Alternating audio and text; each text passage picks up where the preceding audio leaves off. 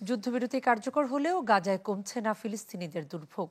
শীত ঘনিয়ে আসায় সংকট আরও বাড়ছে, যাতে কোনো মতে টিকে থাকার লড়াইয়ে অসহায় ফিলিস্তিনিরা। উপত্যকাটিতে নিরাপত্তা নিশ্চিতে বৈঠকে বসছে তুরস্ক, কাতার, সৌদি আরব সহ কয়েকটি মুসলিম দেশ। ঢালাইয়ের সেরা প্রিমিয়ার সিমেন্ট। যুদ্ধবিরতির শর্ত ভেঙে ইসরায়েলের অব্যাহত হামলায় গাজায় বাড়ছে হতাহতের সংখ্যা ও মানবিক সংকট।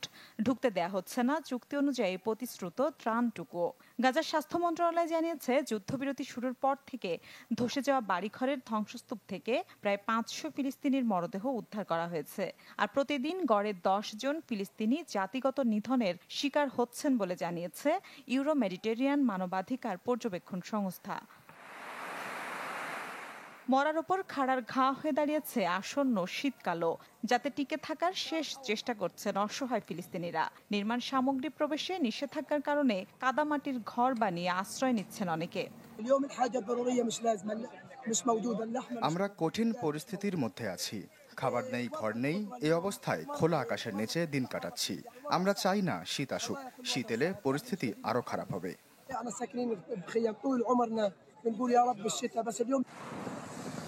তাপমাত্রা কমতে থাকলে পরিস্থিতি আরো ভয়াবহ হবে বলে সতর্ক করেছে সহায়তা সংস্থাগুলো।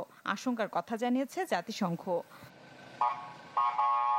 এদিকে চলমান হামলা সংঘর্ষের মধ্যে কোনো মতে টিকে আছে গাজায় জিম্মি ও বন্দি বিনিময় চুক্তি। নতুন করে আরো 3 জিম্মির মরদেহ ফেরত দিয়েছে হামাস, পরীক্ষা নিরীক্ষার জন্য, যা নিজেদের প্রতিরক্ষা বাহিনী এবং গোয়েন্দা সংস্থা শিন বেতের সদস্যদের কাছে হস্তান্তর করেছে তেল আবিব। এর আগে 30 ফিলিস্তিনির মরদেহ ফেরত দেয় ইসরায়েল। এদের অনেকের দেহেই নির্যাতনের চিহ্ন দেখা গেছে।